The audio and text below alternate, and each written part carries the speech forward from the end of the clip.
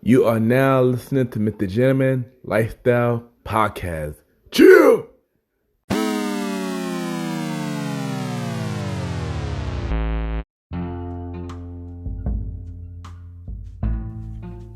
Hello, everybody. This is your boy Ken, aka MrGentleman of YPG, and a Premier Boy Podcast. Welcome to MrGentleman Lifestyle Podcast. Hope all is well. Y'all already know season 5 of MrGentleman Lifestyle Podcast, November 14th. But I'm gonna bring y'all some bonus content, while y'all wait for the new episode, new season. So for the next 2 weeks, I'll be giving y'all some road to season 5 episodes. And in this episode, this is where I was interviewed on another show called King Talk with Mr. Aaron Sands, my bro podcast show. And I brought y'all this exclusive interview into Mr. Gentleman like the podcast. So it was a very dope interview, very long. And I'll also be making a reappearance on King Talk again this weekend. So it's a perfect time to add this on my page. So y'all already know what to do. Sit back, relax, and enjoy this interview that I'll make an appearance on King Talk with Aaron Sands.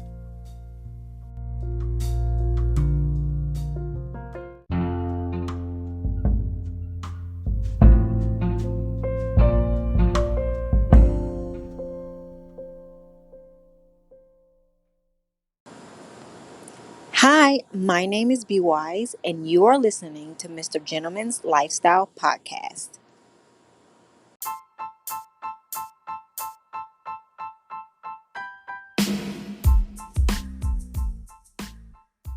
Hello, everybody.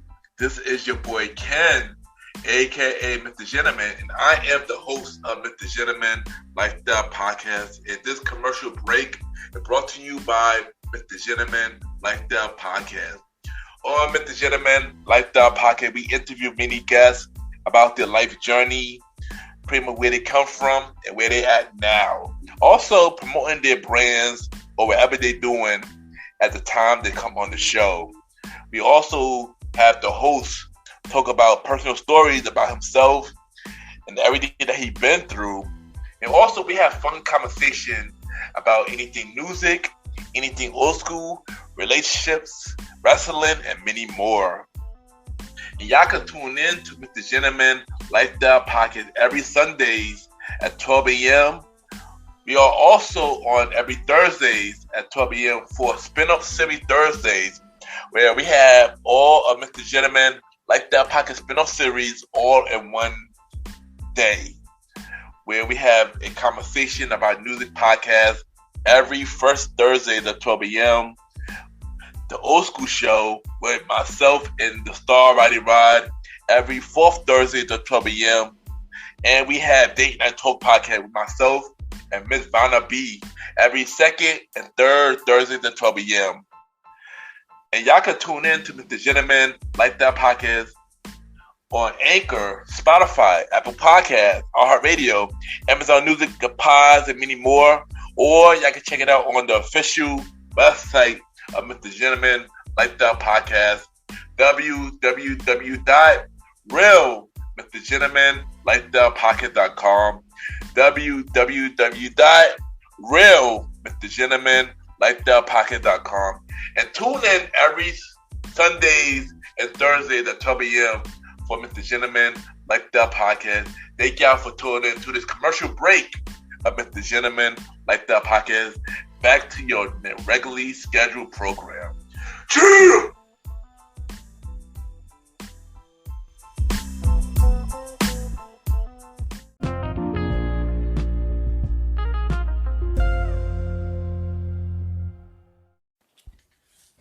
Hello, everybody. Just a public service announcement. This interview from King Talk with Aaron Sands was recorded back in June 2021. This is not a brand new interview. This was recorded a couple months ago on King Talk with Aaron Sands. I just decided to bring it on the Gentleman like the podcast for y'all to hear it, because it was a really good interview. Also to promote his show, and also the fact that I returned to his show this Friday. So hope y'all enjoyed this King Talk interview. See y'all November 14th for the new season of Mr. Gentleman Lifestyle Podcast Season 5. Cheer! This is Aaron Sands, and you are now listening to the Mr. Gentleman Lifestyle Podcast.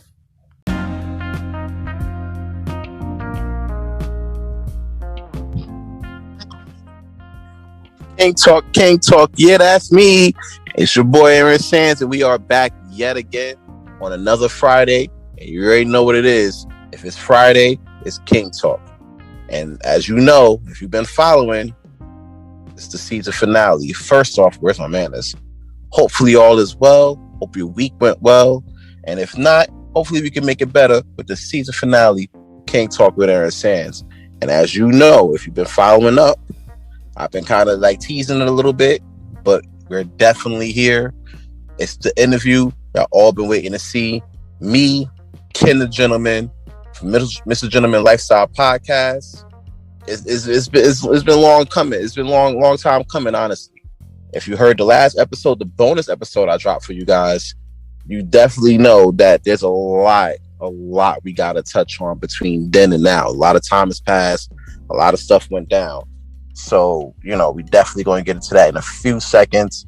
But first, you already know, I got to give a big thanks to all you listeners out there hearing my podcast, whether you're from India, South Africa, America, Jamaica, all over the world. Just want to give a big thank you. We're at currently around, I would say, the 5,000 total views mark. And honestly, I tell you guys every week, and I don't know if you believe it or not, but I just feel real blessed to be at this point. You know what I'm saying? Even though we've been making a lot of strides, a lot more strides than I initially expected, there's a lot more work to do. And we're going to get into that over the course of the season finale.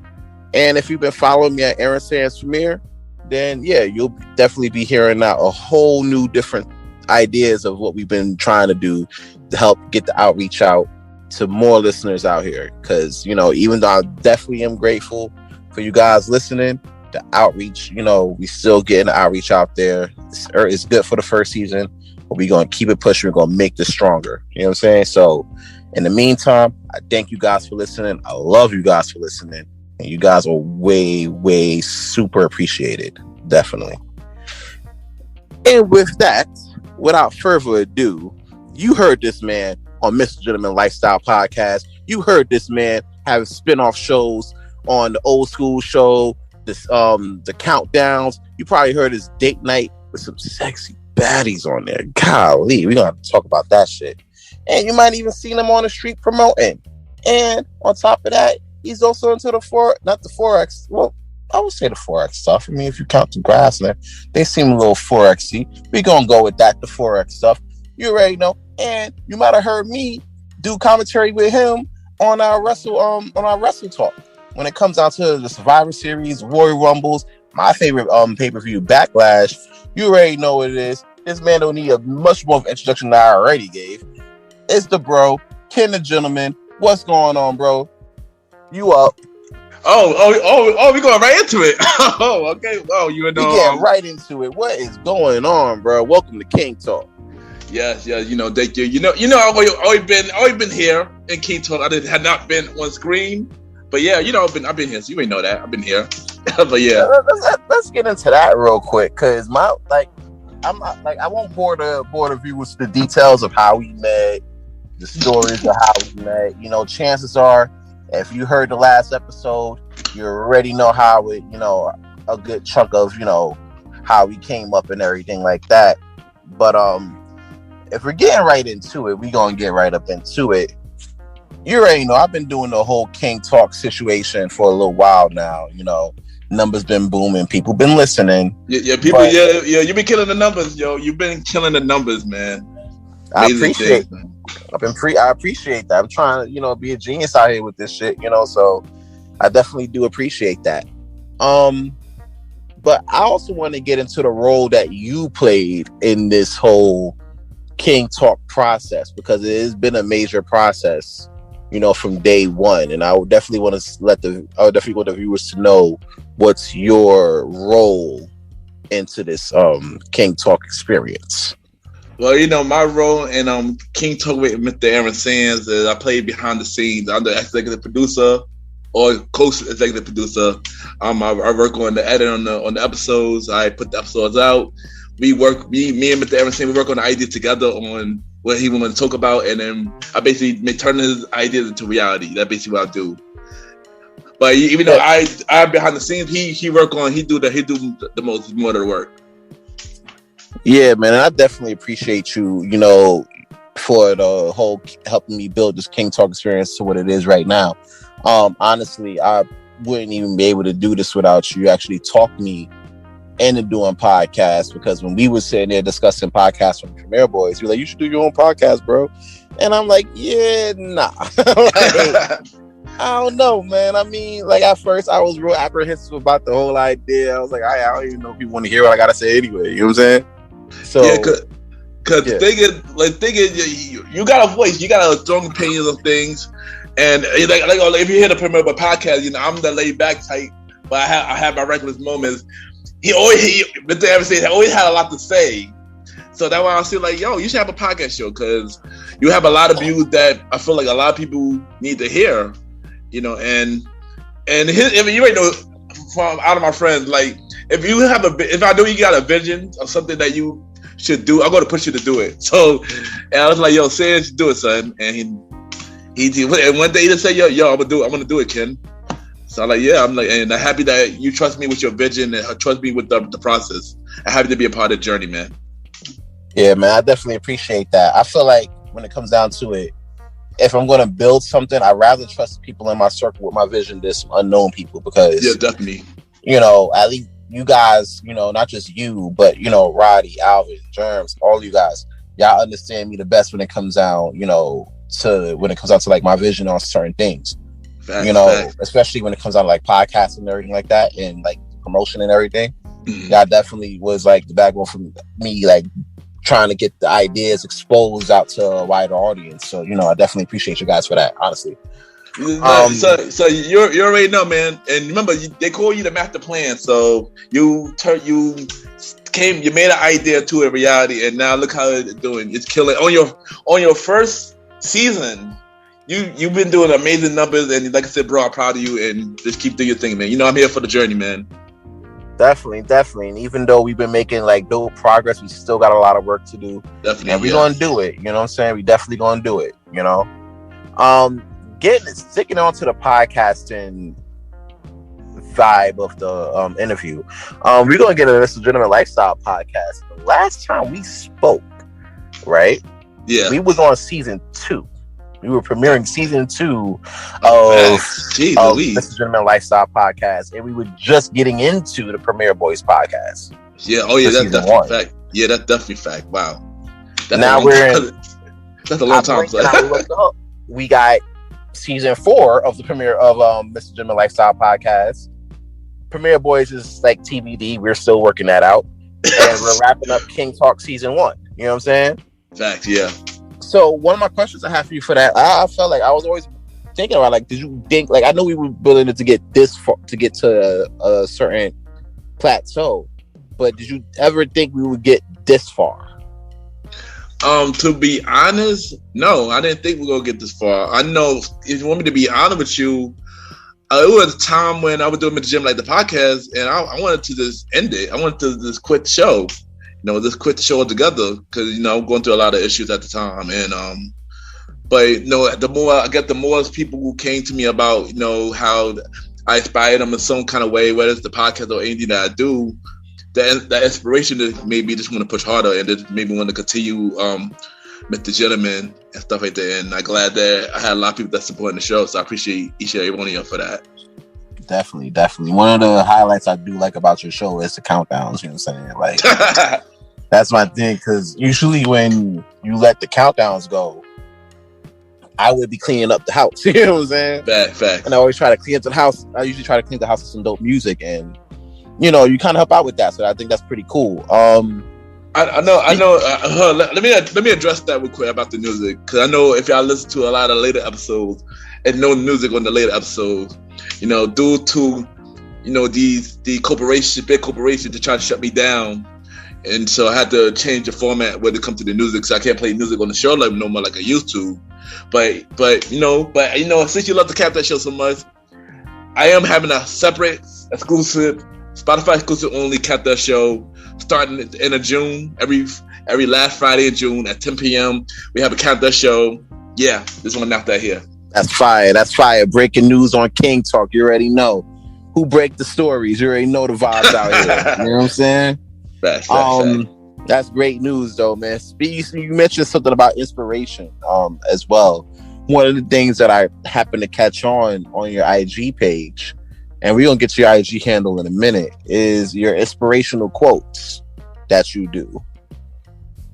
And I seen that, and I was like, all right, this is pretty dope, and it's knowledge that people should normally know, but for those who forget, you usually come out and help remind them, like, hey, don't give up on your dreams, be your best self, you know what I'm saying, and things like that.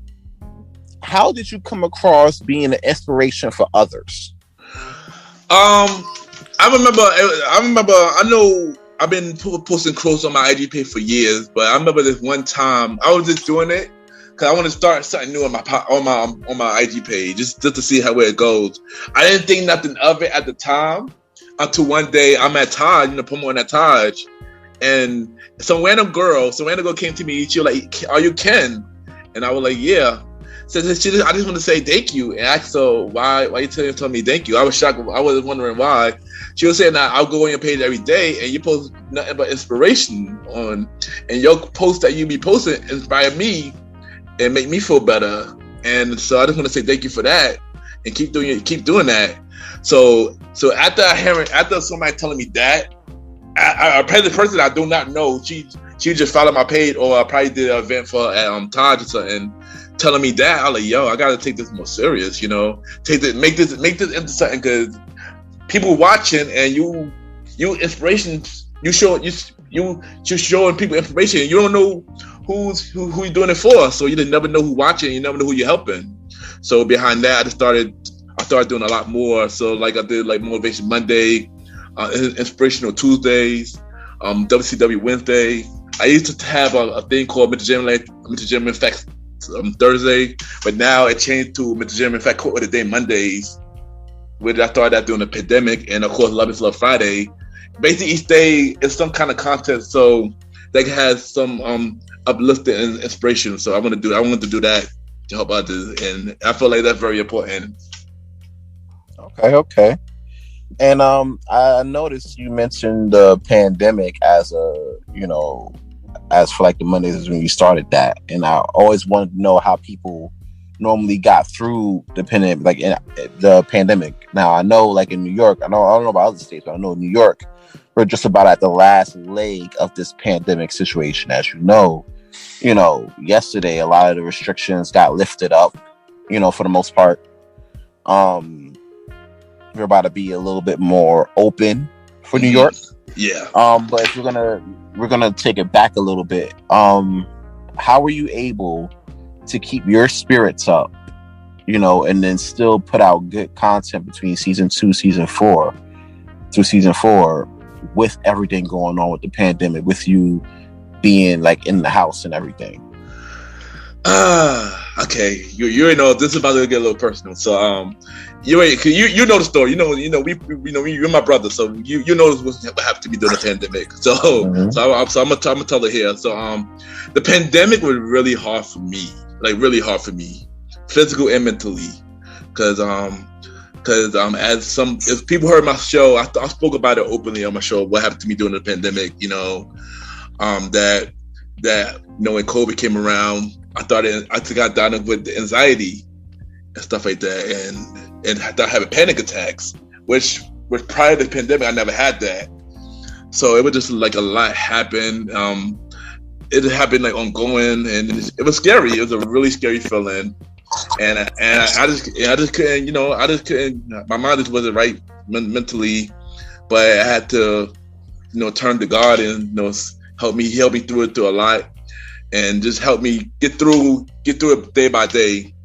And it was a lot hard because I couldn't put out no content because the way I would go through a lot during that time. So I had to figure out a way to get back to it, and and putting out content for the episode during the pandemic was difficult. It was difficult because it wasn't difficult to the point of recording.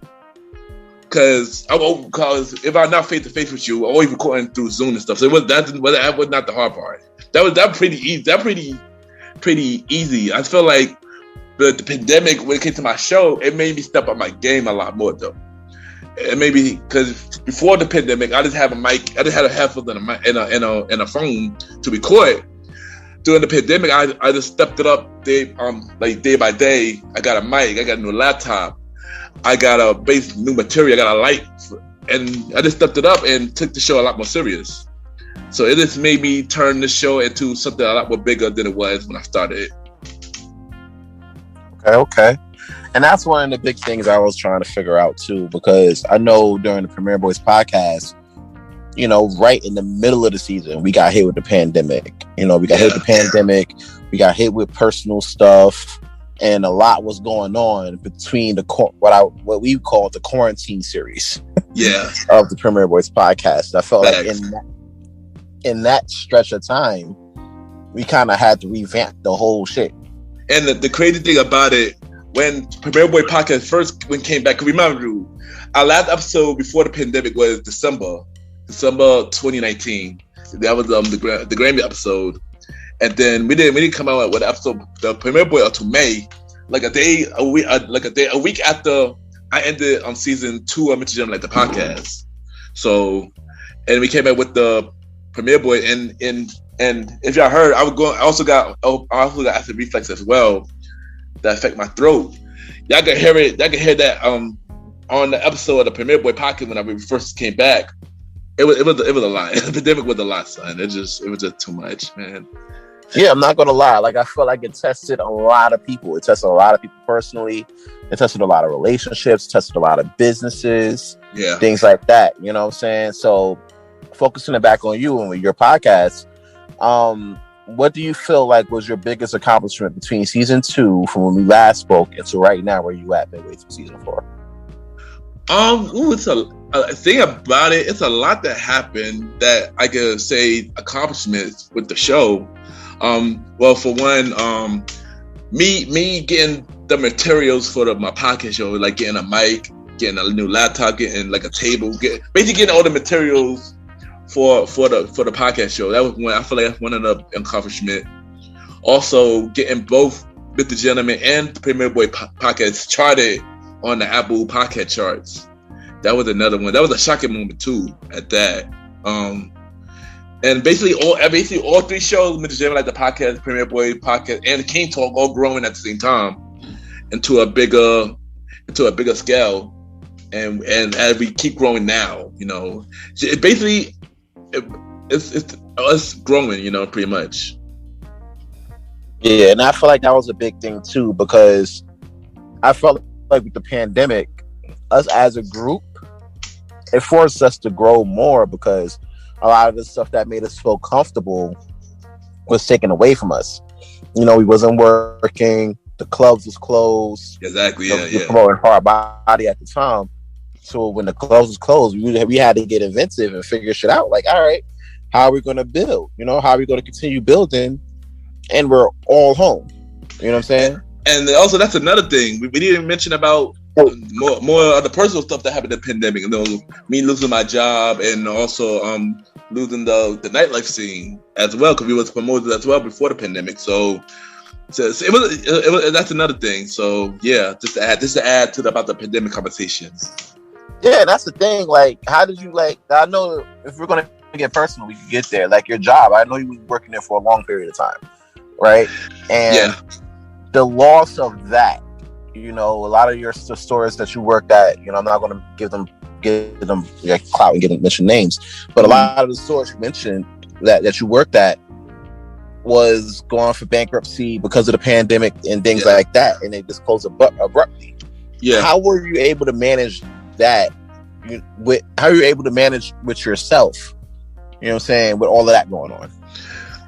To be honest, it was mixed feelings. It was a sad time because I was there for a long time and stuff like that, and I had so much memory with that place. But at the same time, it was a good thing because I was finally able to move on for something I did for a very long time. And now that I'm a lot more happier than I was when I was working there. There was a lot of toxic things that going on that made me unhappy there. Growth, for example, I wasn't growing, so that for a very long time kind of made me unhappy. But now since I'm going, I kind of got the freedom to do other things and other things, and more time to do things that I needed to get done and stuff like that. So yeah, so it's like it's a mixture of both, a good and bad, in my opinion. Okay. Because I'm not gonna lie to you, I lost my job I didn't lose my job. I got furloughed during the pandemic, but it kind of felt like I lost my job. But I was like, oh shit, you know what I'm saying? And it hit home because I'm like, I bet I gotta, rent was due, in a couple weeks. Life still was going on. Of course, yeah. In the midst of all of that, so it really had to become on a real grind type situation to try to figure it out. And that was like a major situation for me.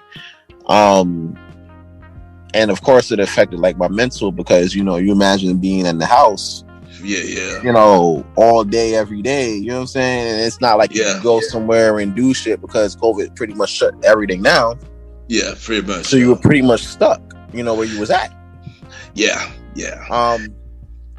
So I just felt like, it was like a situation where you really had to like sit back and reevaluate yourself and figure out what your worth was. You know what I'm saying? Yeah, definitely. And I really did have to reevaluate myself because now, with me going through the things that I've been going through, I had to really rethink of everything that I was doing and everything that I had to do and everything I had to do for my future and stuff like that. So, yeah. Mm-hmm. Speaking of the future, what's next for Ken the Professional?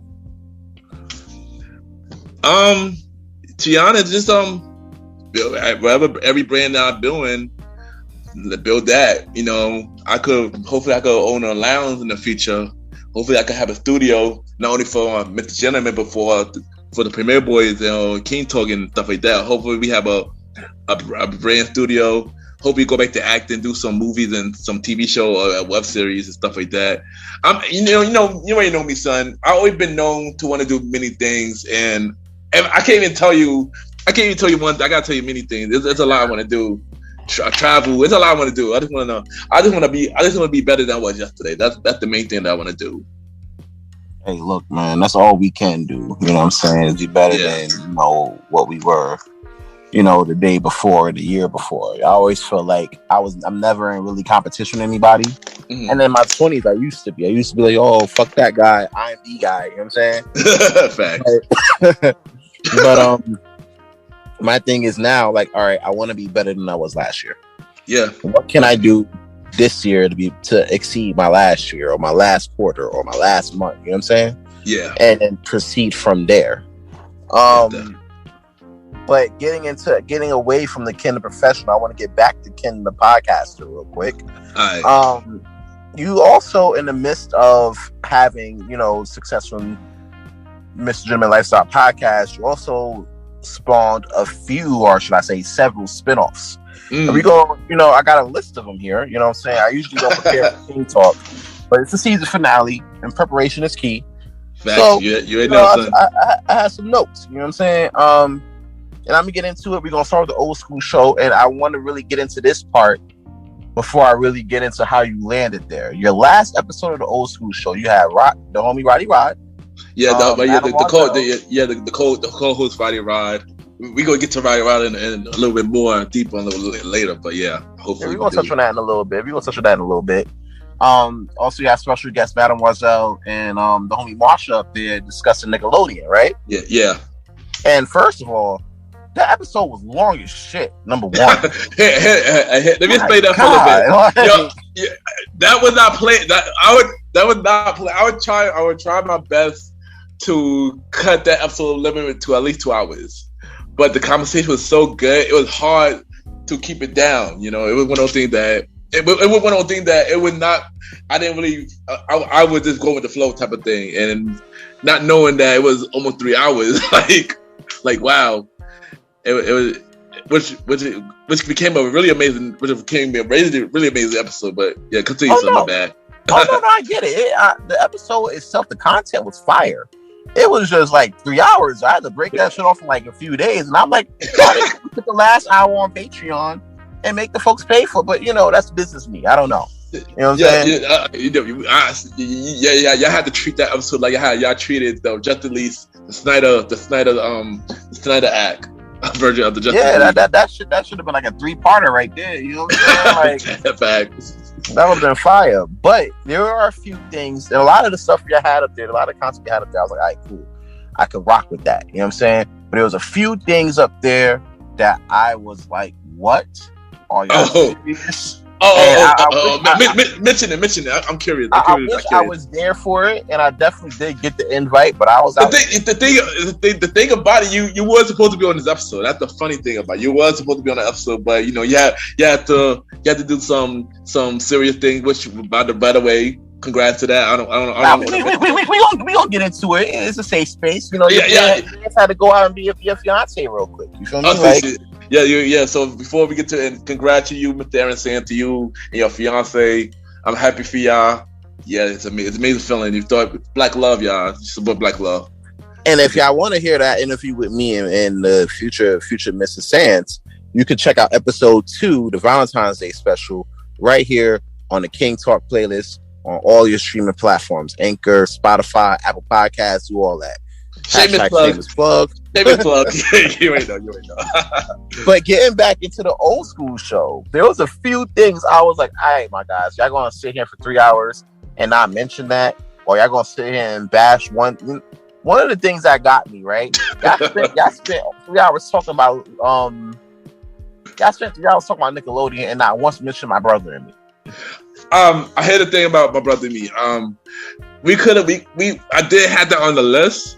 But a lot of us did not watch it at the time, because when the time that show was aired, I didn't have Nickelodeon at the time, so I couldn't really discuss that. And none of us didn't have Nickelodeon. I think Roddy was the only one who had Nickelodeon, but I'm not sure he ever watched that show though. Bro, so it wasn't. It wasn't no shade thing. I wanted to add it, but I can't. If I don't want to add it and don't want to, can't mention much about it. Like, I feel like My Brother and Me, right, was right up there with Gullah Gullah Island and Nickelodeon Black History. You know what I'm saying? It had to be, even though it was first season, they only had one season. I think they had like 12, 13 episodes all told. Like, that right there, like, it was because it was pre-Kenan and Kel. You know what I'm saying? Yeah. So, and Kenan and Kel is right there on the Mount Rushmore of Nickelodeon Black History. You know what I'm saying? Yeah. I felt like you had all that, Kenan and Kel, Gullah Gullah Island, My Brother and Me, Nickelodeon Black History, Mount Rushmore. Honestly, Cousin Skeeter's an honorable mention, but I couldn't put him over My Brother and Me because I felt like that one season was better than 2 seasons of Cousin Skeeter. I'm just saying. And then as I'm listening on day 2 or day 3, I'm hearing y'all trash the shit out of Olmec. You know what I'm saying? Which was more than a rock, by the way. I had stories, son. No, I didn't trash Olmec. I didn't trash the guy. He was a rock, son. He was a rock. He was scary. I did say he was a rock, but I didn't trash the man though. I can't wait to be on the Legend of the Hidden Temple, the reboot, son, because I'm ready to be on that show. I'm ready to be on that. I ain't gonna lie, I would then sign up for that shit.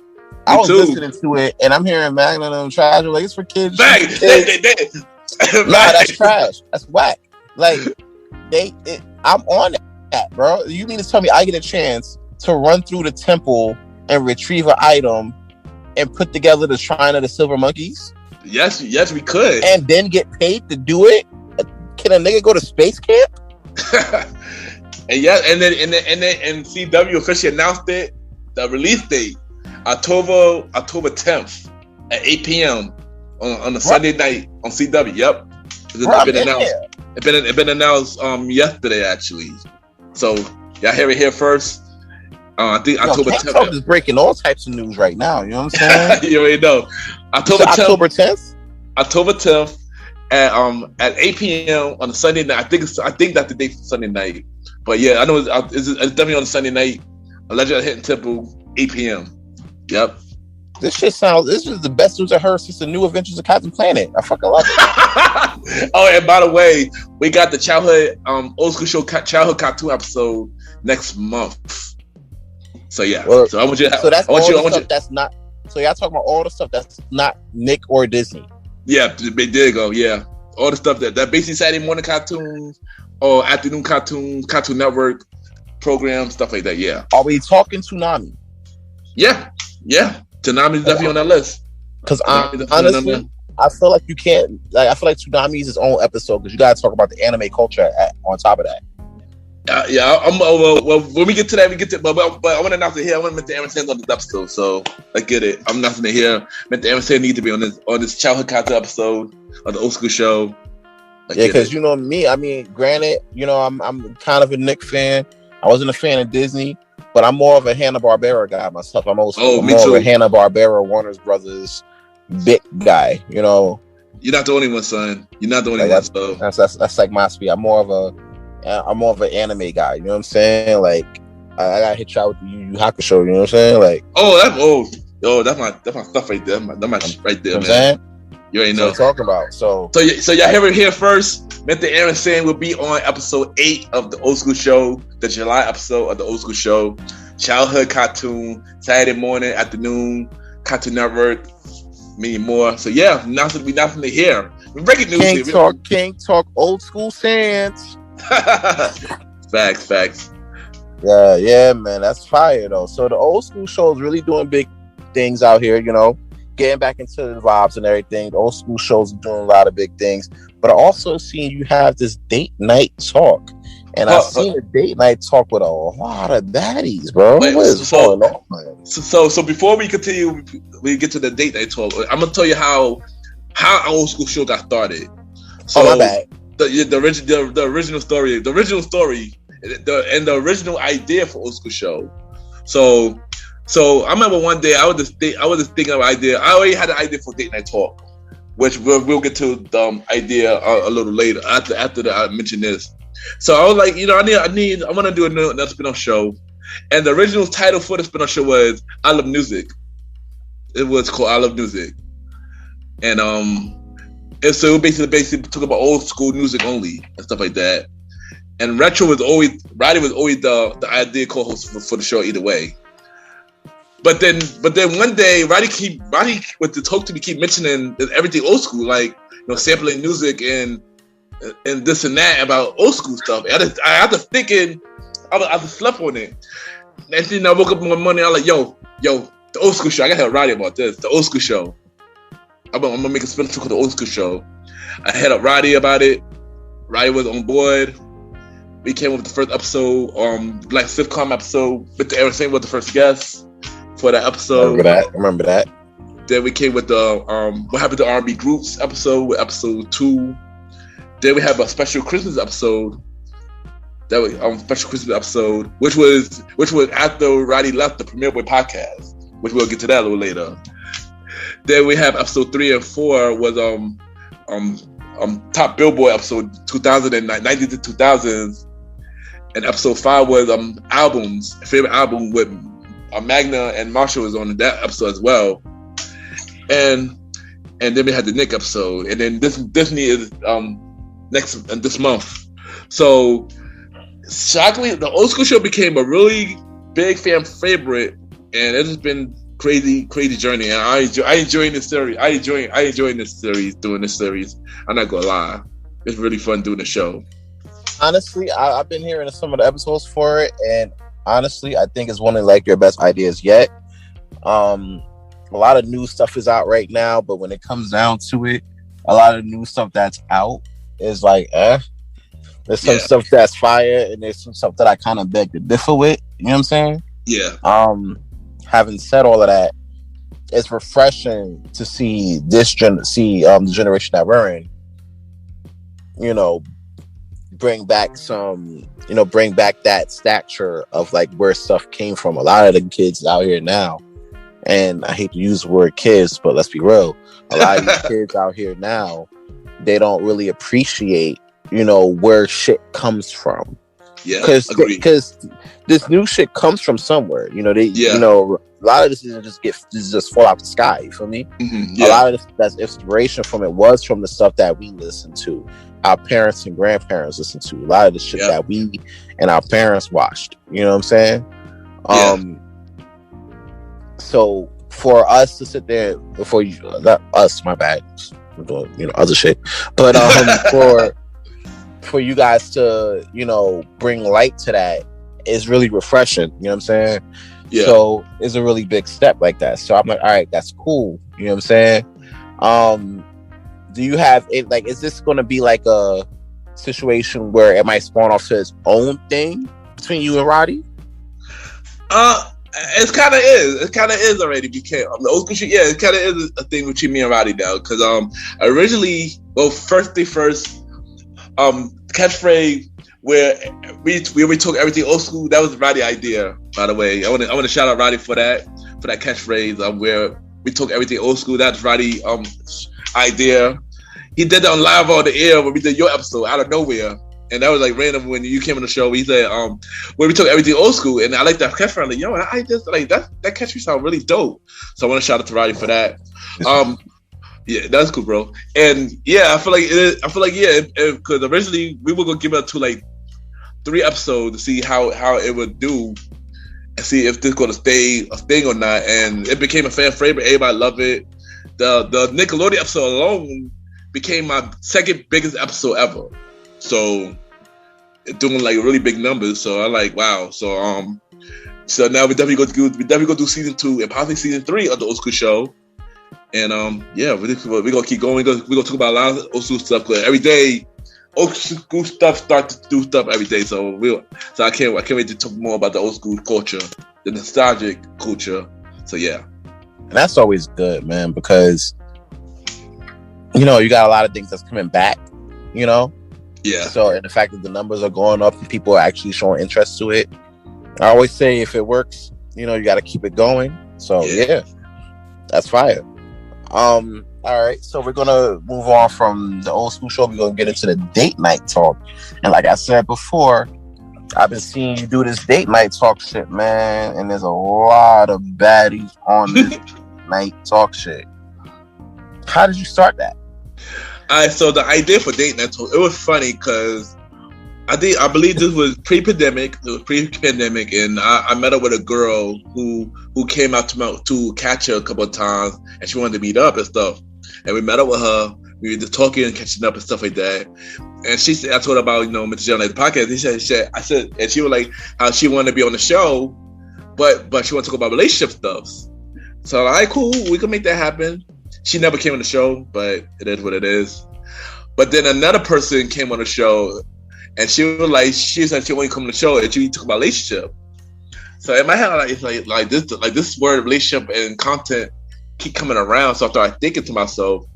So the original idea for the Date Night Talk name was Date and Talk Podcast. It was a series and stuff like that. But I changed the name because another podcast had the same name called a Date and Talk Podcast. And I'm not a person who like to copy people names and stuff. So we don't do copyright. We don't snatch copyrights from this side. Yeah. So I wanted to change that name real quick. I want to change that name real quick. Make sure nobody noticed. You're like, wait, oh. Yeah. And I listened to the girl's show, so her show is dope. Hopefully, I could be on that show soon. But yeah, so I decided to change it to Date Night Talk. And the original idea before pandemic was me meet up with a person face to face. We have dinner, and then we just talk. It's like an interview setting, but in a dating setting, but in an interview format. And that was the idea. But since pandemic happened, I never got a chance to have that actual original idea into reality. So I just brought some people, like CC, Vanna B, Nala, stuff like that came on the show, and it was a good start. Because I also became a fan favorite. as well. So it was supposed to come out as the actual podcast series, but like a old school show and stuff like that. But it didn't happen yet. So it should be coming real soon. The Day Night Talk podcast coming real soon. The actual podcast show. Once that get announced officially, I'll let you know. Sounds good. Sounds good. Now I'm thinking about this whole date talk, concept, right? Yeah. And I'm not really a quiet storm guy type of guy myself, right? Mm-hmm. But, due to like the pandemic and things getting closed up and everything like that, did you ever had to go on a date, right? Like an actual date with a shorty and have to do it through like the Zoom process? Cause I've seen a lot of people do the whole virtual dating type vibe where they'll do it from home, like on Zoom or whatever, and they'll just have dinner or whatever like that, and they just vibe out. Did you ever had to do something of that sort? Not dinner, but a conversation type of thing. Yeah, a conversation for not the dinner thing, but more like just a conversation type of thing. And we had like a day setting and stuff like that. I only did like probably once. Yeah. Okay. How did that work out for you? It made some sparks, made some love connections, Chuck and Woolery vibes out here. Oh yeah, you could say it made some sparks, but it was a different experience. But yeah, it made some sparks though. Not gonna lie. Okay. Well, we gonna touch on that in a little bit more, but going away from the date night talk vibes, we gonna get into the conversation about music. Now, I remember we spoke earlier about the old school show, and originally you named that "I Love Music." Yeah. But now you have a conversation about music. I sense parallels there. You want to explain that? Because I feel like there's some parallels there. It is. And the thing about a conversation about music podcast, that podcast show happened before. The original show for that podcast show was called New Music / Unsigned Hype Fridays. They came after episode 10 of season 1. And I started that show where like I play a lot of new music, and then I play unknown artists on the show, so the audience could listen and stuff like that. But the plan for the episode, that show only came up to 5 episodes. The first 2 episodes did good, but the rest of them did. It got a lot of bad reviews. People saying that with no conversation, don't talking about music with me playing music all day. And stuff like that. Yeah. I want to hear that shit, bro. I want to hear the people. Yeah, exactly. Yeah, people didn't want to hear that. So I just scrapped the idea completely at the time. And plus, at the time, I'm still early in the podcast game. So when I started that, I was still early on it. So yeah, so I always said to myself that I'm gonna come back to this idea once I figure out how I'm gonna do it. So originally, the I Love Music was supposed to be that. It was supposed to be a revamp of that, but then the old school show happened, and I'm like, am I really gonna do this idea? I still feel like I had to rethink this idea about how I'm gonna talk about music on the show. And I believe episode 5 of the old school show, where we talk about albums and music on the show, and I feel like, I think it's time to bring out this music podcast show. The original name was not a conversation about music though. It was I Love Music. But I did change to a conversation about music, and I wanted to make it like, artists that I know come on the show, and we talk about everything music. We talk about how they came up with their ideas and stuff like that, how their brand. We play their music on the show. Also, I'm talking about every music topic, old school, new school, everything, some music news and stuff like that. So yeah, and that happened in the first episode. The pilot episode just dropped on first Sunday. So every first Sunday, the pilot, every first Sunday, a conversation about music podcast, it dropped. That's when it dropped. Every first Sunday. Okay. And what do you feel like are your goals for this? I know being that it's new and everything, you're trying to refresh the music podcast vibes and everything like that, and I can appreciate that. But what do you feel? What goals are you trying to reach when it comes down to the conversations about music? Are we having music guests? What are we doing here? Yeah. I have a music guest. Yeah, I have music guests. Some artists, some unsigned artists. Hopefully, some mainstream artists in the future. Hopefully, and basically, the people, whether they hear some good music that's not mainstream right now, some unsigned artists who got some dope content, I wanted to come here first for them to get their voices heard. if they can't get no platform where they can get heard, they can start off with like the podcast and get it heard there first. So basically to make my audience know who the artist is, so they could enjoy it, so they could be a fan, end up being a fan of it as well. Listen, I definitely get that. I mean, granted, when we used to do the whole music vibes with Blaze Up Click and Teddy Overload, I wish we had a situation where we could hit a podcast and be like, yo, this is our shit. This is what we about. You know what I'm saying? And to get that extra exposure. You know, I feel like now is way more easier. A lot more easier. Yeah, to get your shit off on the music end, you know, than it was like maybe 5-10 years ago when we was out here actually trying to do it. You know what I'm saying? Yeah. You got SoundCloud rappers putting anything out and they're getting signed up. You know what I'm saying?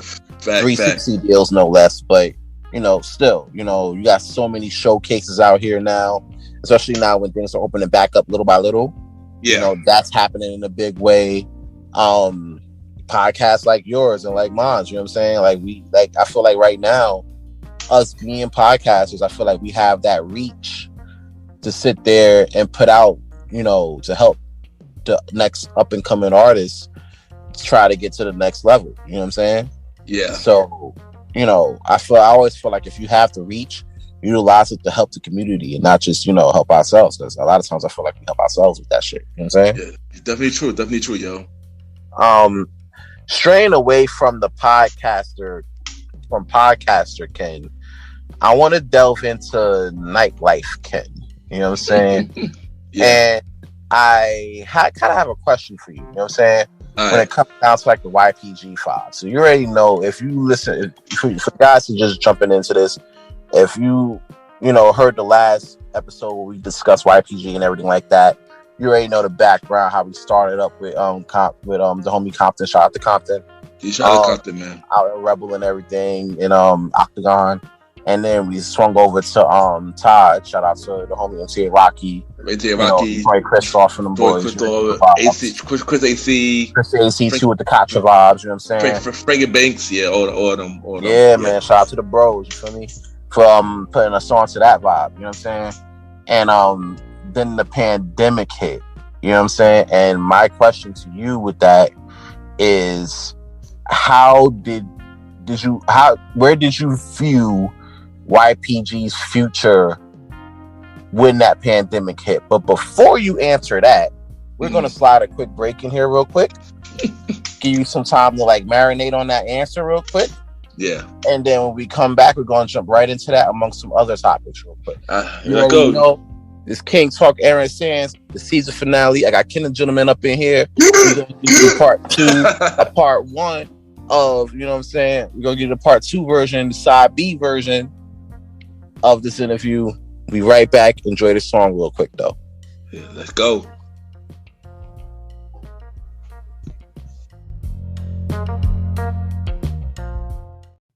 This is Aaron Sands, and you are now listening to the Mr. Gentleman Lifestyle Podcast.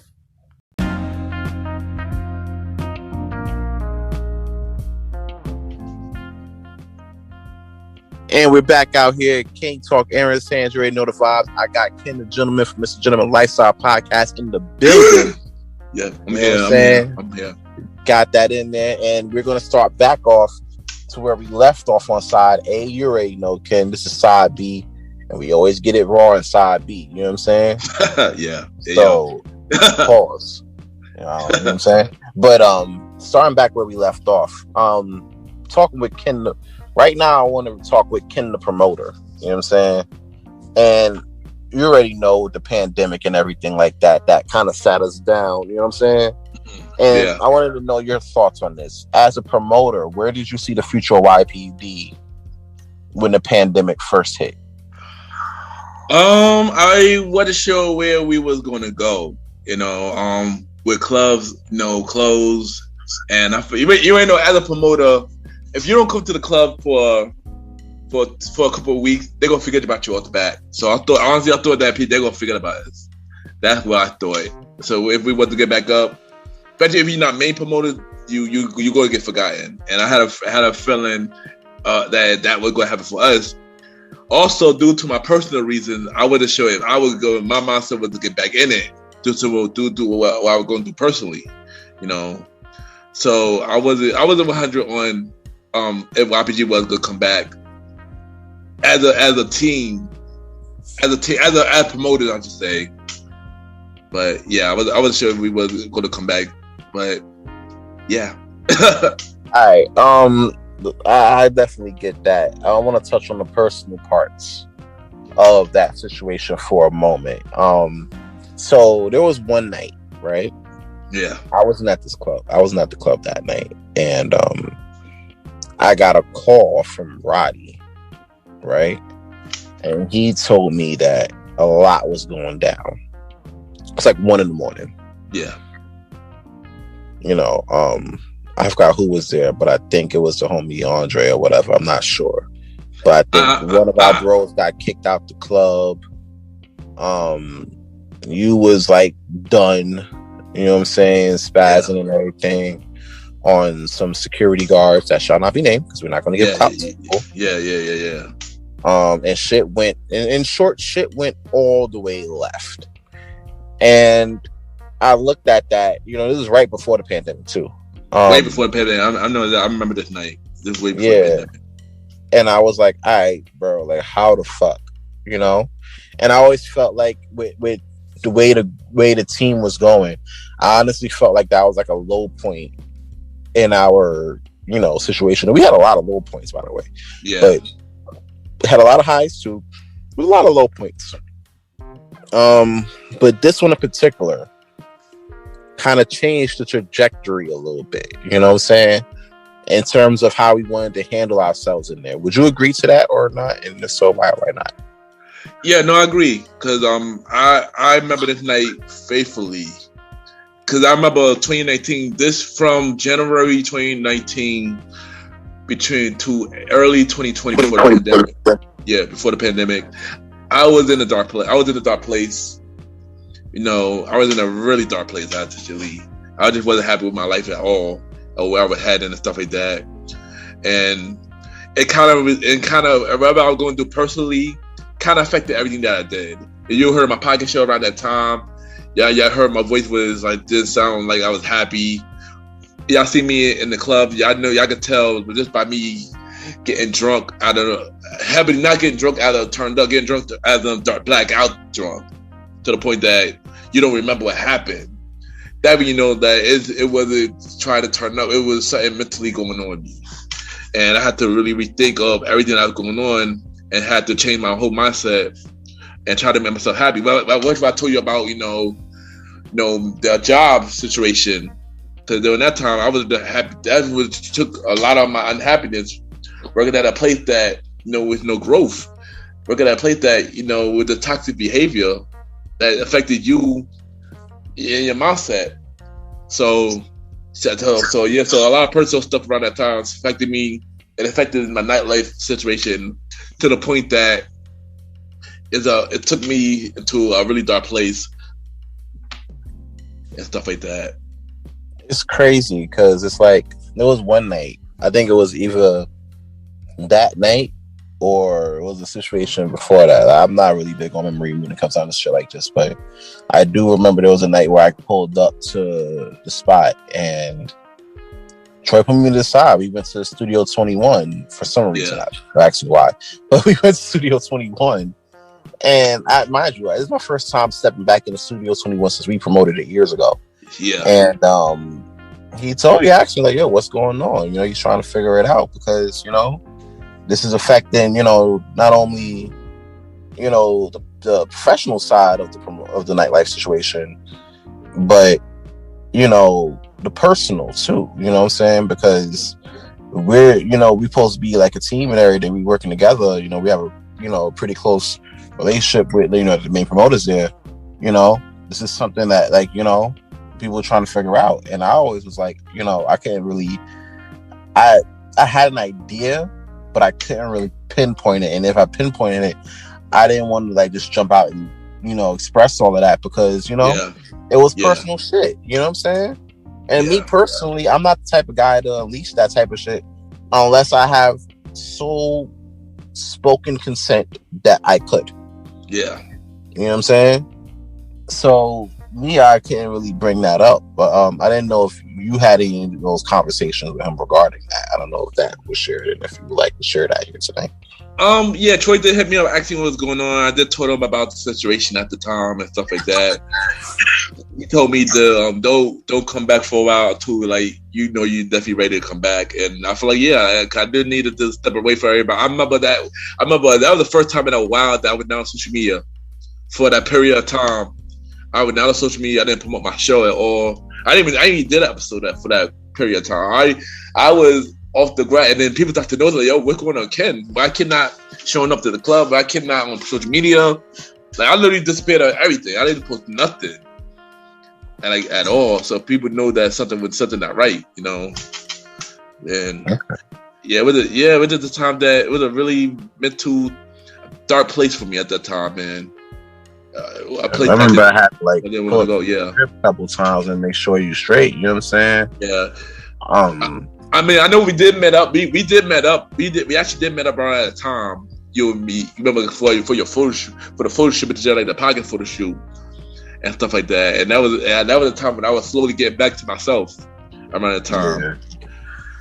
Yeah. I always feel like when it comes down to certain situations like that, people definitely need their space to sit there and figure out, you know, how to best assess the situation. A lot of people that I see, you know, they try to be around people and try to appear okay. But I always felt like, you know, when it came down to that, you know, I feel like you use a lot of energy in trying to appear okay. Yeah. That you never really, you know, take that type of time to actually be okay. And the crazy thing is, you know me, son. When it comes to things, I don't show that I'm going through something. I always work like everything's normal. And I think that's always been my issue. Like, I always continue to, you know, say somebody passed away, I always continue to work up to, you know, so I can focus on the problem, and that's usually the issue. Because if you don't know when you don't deal with your problem, it's gonna come out at the wrong time, and that happened to me a lot, especially around that time. So, yeah, you just never know what somebody going through, even if somebody don't talk about it. You know, you just never know what somebody going through. That's true. But what would you tell somebody, right, that's listening out there, you know, because like I said, we touch a lot of international countries worldwide, you know what I'm saying? Yeah. And we touch the States too. But, you know, we overload the world with this King Talk vibes, you know what I'm saying? So I'm pretty sure there's somebody that, you know, that's probably going through some dark, bad times or whatever. What would you tell them right now that would help them get out of that darkness that you was once in? You know, talk to somebody, you know, even talk to God, pray, try your best to stay focused, and try your best to try not to stay positive the best way you can, you know. And if you know you got a problem, try your best to figure out what the main cause of the problem, so you can work on the main root of it. You know, things don't get fixed overnight. Things take time in the process of getting things together. So just work by day to, you know, to focus on the process. You know. Nah, that's a fact. I ain't gonna hold you personally. You know, I had to go through those situations too, especially recently with everything going on and everything like that. Yeah. So I definitely came to you, you know, for those, you know, for advice for going through like dark times and everything like that. You know what I'm saying? Because seeing you go through those dark times and you coming out, I'm like, well, shit. You know, if he come out of those dark times, and the people I know, family and otherwise, come out of those dark times and be better for themselves, I'm pretty sure I can do it too. You know what I'm saying? Yeah. So I always feel like that's a pretty big thing. On a lighter note, you know, we're gonna get back into this nightlife shit real quick. Yeah. So talking about the nightlife industry, right? Yeah. What are some, like, because we know a lot of people that just go to the club just to go and turn up. And we also know people that go and they get their money and everything. They really ingrained into the nightlife industry. What are some secrets you could tell people out here that they don't see, that they don't normally see? That, you know, that being a promoter is not all glamorous to which I think it is. Yeah, we got power, but it's not all glamorous what you think it is. If you think about it, when you go to the club, it's like a popularity contest. People especially the promoters, especially us the promoters. Like a popularity contest. People come in and show a character that they don't usually show in reality. It don't match their reality. Let's say that. Let's say that. And yeah. All right, so I feel like I get that because then since we're on the personal vibe, I could be personal on this too. Like I feel like I go to the club, you know what I'm saying? It's Aaron Sands. Out here getting it, flashy vibes, you know what I'm saying? Buying hookah, Long Island iced teas, picking up shorties, you know what I'm saying? Potentially breaking tables, and then there's Rondell, who's a home guy, and committed relationship, 9-to-5 guy, killing it in the professional world, corporate America, you know what I'm saying? And I feel like I do agree. There's like two different, situations. And sometimes people could kind of get both of those mixed up. And I always felt like that was like a recipe for bad living. What say you? Yeah. What do you think about that? I agree, because when it comes to Ken, aka MrGentleman, versus Kenneth, it's a completely different. People don't hear Kenneth that much no more, because I don't like to show that side. That side very shy. That side is Kenneth is very to himself. He don't like to be around people. He got friends, but he don't like to be around people. Kenneth got picked on as a kid a lot and stuff like that. Ken the Gentleman is different. He about his business. He handles things and just focus on it. People love Ken the Gentleman and stuff like that, but he likes to help others as well. So I do agree with you. It is two sides to people. It is two sides to people when it comes to the club and reality. No, I get that. Definitely, I'm glad you're able to see it like that as well. So there's a topic I got to get into with nightlife industry, and I feel like where I'm going with this. It had to be spoken on. What better platform to do it than King Talk? King Talk. Yeah, that's me. Yeah, let's get it. No, nigga, that's me, bro. Come on, son. My bad. You gotta get into big girls, bro. All right. Gotta get into big girls. And here's the thing. Before we get into this, I just want to make a quick disclaimer. I love all girls. You know what I'm saying? Whether you big, short, slim, thick, real slim, tall, whatever. You know what I'm saying? I got love for all y'all. You know what I'm saying? So if you feel that this next topic is going to get a little sensitive, because it's the kind of culture we're in right now, it's cancel culture. I ain't trying to get canceled. I just started this shit. If you feel like this getting a little touchy, fast forward for about another 5-10 minutes. I agree. I agree. Fast forward for about another 10 minutes, because this might go a little bit left. Right, and I ain't trying to get caught up in no bullshit. So if you feel like is this a little sensitive, fast forward to like maybe the 5-7 minute past this mark, and then you'll see another topic. All right, so I'll give y'all a minute to do that real quick.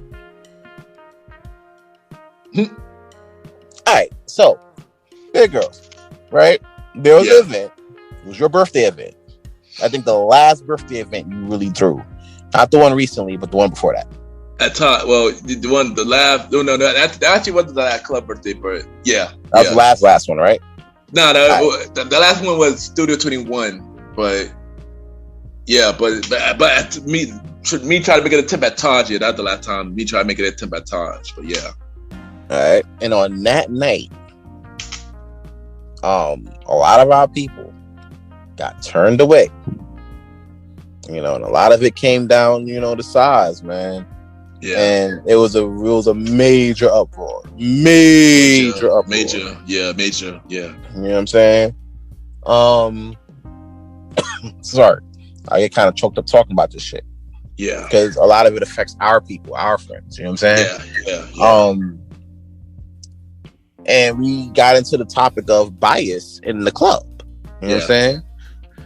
Where certain group of females would get in, sometimes would get in free and be straight, while, sometimes like the bigger ones or You know, the ones that don't look crazy, not to group them in the same group, but you know, they would have to pay, or you know what I'm saying?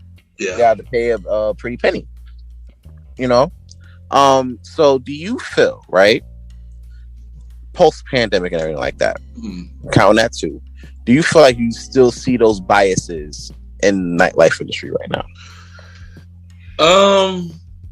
I do feel like it's the same. I feel like people do want their club to be filled with images and stuff like that. They do want club to be like the most glamorous because that's the image they want to portray. So they feel like it's out of place. They're gonna try their best to not let the one that they feel is out of place not inside. Me personally, I wouldn't do that because I'd rather have everybody welcome inside. But I can't control what the venue does because we not the owner of the venue, so we can't control what the venue does. That's their image, that's their how they do it. But yeah, I mean, I ain't gonna fight. It was hard that night, you know, being the personal and the business side, you know, to handle that situation that night. It was a lot, you know. It was my birthday. My friends couldn't get in, and and it was hard to know what to do because I didn't know what to do. You know, it's through my birthday. I had people who were even inside. I can't just leave. You know, it was just a lot. You know, so I mean, for me personally, that situation was hard. It's the hardest thing to do, son. I'm not even gonna lie. You know, I ain't gonna hold you. That probably was one of the hardest nights that I had to promote. Yeah, me too. Honestly, you know what I'm saying? And best belief, we had some hard nights to promote, you know what I'm saying? Yeah. Where, you know, we was, you know, smacked in the club and we still pulled out wins and shit. But we're going to get to that in a minute. Yeah. But this particular night in general kind of stood out for me. And I really wanted to touch on this in this interview because, you know, we talking personal shit. That night was hard. And the fact that it was my birthday was even more harder, you know. Cause now in reality, everybody think I'm in the club and enjoying my birthday. I didn't enjoy my birthday that day. That was probably one of the worst birthday I had that year. So it was, you know, I was not happy for a while when that happy, you know, when that happened, you know, and a lot of them was upset with me behind that. And you know, like I said, I don't have no control what the venue said. I had no control what the venue said. We had nothing to do with that. If we did, that would be a different story. The ending of that would be a lot different. But yeah, it was hard, man. And there was a picture. I ain't gonna hold you. There was a picture that you, me, Roddy, James, and the homie Jalen. Shout out to Jalen. We all took the picture, and he was like, I swear to God, he was like the happiest person in that picture. He was the happiest person, the single most happiest person in that picture. Everybody in that picture looked pissed. Yeah, you know? And I get a lot of Ron, you know, I was still in the club turning up, and we had, you know, we dealing with all that bullshit. And I'm like, bro, that was not a turn up at all. I was literally planning a next move outside of Taj. Yeah, because of that night. You know what I'm saying? Yeah. So, we was planning to go to Jolie's after. Exactly. But that's a different story. Nobody didn't show up. And here's the thing. Not to cut you off, you know what I'm saying? Because that's bad interview skills, but not to cut you off. Here's the thing about that shit. A lot of people complain about Taj, right? Yeah. Being the way that it is, and a lot of the upscale clubs, not just Taj, but a lot of the upscale clubs in general, you know, being the way that it is. You know what I'm saying? Yeah. And I get that, right? I understand that. In light of that, I do the research to see what else is out there so we can cater to the crowd. Facts. That's, you know, to that same crowd, not to the same upscale crowd, but to the same crowd that had to go through all that bullshit. You know what I'm saying? Yeah. And, you know, push out and then in turn land the event and then push said event on the same night of Taj, exactly. Right? Direct competition. So you were doing Taj while I'm at Jolie's, or we both was at Jolie's swung over to Taj, or we sung the Taj and then we swung over at Jolie's. It was which, by the way, had some dope hookah, by the way. It did. That was like an NXT versus AEW situation. Yeah. Yeah. And the second part was people that were complaining about the Taj shit didn't even show up because to Jolie's at all. Like they did not show up to Jolie's at all. They keep saying, yo, what y'all got other than Todd? We got Jolie. Nobody showed up. Nobody showed up. I'm openly giving you another lane that gives off the same Octagon vibes with the leniency. Exactly. You know, it sucks when you give people what they want and it's still a no. You know what I'm saying? Yeah. So it's like, you know, sometimes you try and sometimes you try to do different things and it goes left and you're like, I bet, you know, at least I felt like for us as YPG, at least we gave that a shot to be like, I bet, you know what I'm saying? Yeah, I know a lot of the, you know, upscale venues have their own set of rules, but I do want to sit there and say, as not only as Aaron the podcaster, but as Aaron, one half of the CEO of the Mighty YPG, that we in no way condone any discrimination on any bounds for anybody. We love all people. Definitely, you know we love all people. Definitely. Whether you a short, thick lady, you know, part of LGBTQ community, you know, whether you have disabilities. I was cool with we was an Octagon, and there was like a little person, an Octagon. Oh yeah, right, you're right. That I was wild cool with, that I saw in Jimmy's while I was taking pictures in Jimmy's. You know what I'm saying? Yeah. We don't discriminate in no means. So I never want the narrative to be like, oh, YPG out here discriminating. Exactly. We discriminators. Them niggas is trash. Or we act in Hollywood. Or we act in Hollywood and stuff like that. Never us. Nah, bro. Because end of the day, we'll pull up to the same Brooklyn parties all day, every day, and then shoot out to the upscale parties and put a tie and a fucking blazer on, and then book tables wild smack. You know what I'm saying? Not to say that's the right thing to do, but it can be done. Facts. By us. You know what I'm saying? So I just wanted to put that out there, honestly, to set the mark on that, because I never want us to have that type of interpretation of, oh, we the bougie niggas, they ain't trash. Nah, like, come on. Out of here. No, we never that type. We never that type. We very humble. Even though, you know, it's been times that we got big headed, but yeah. we got big headed at times, but yeah. We never hide it though. I ain't gonna hold you.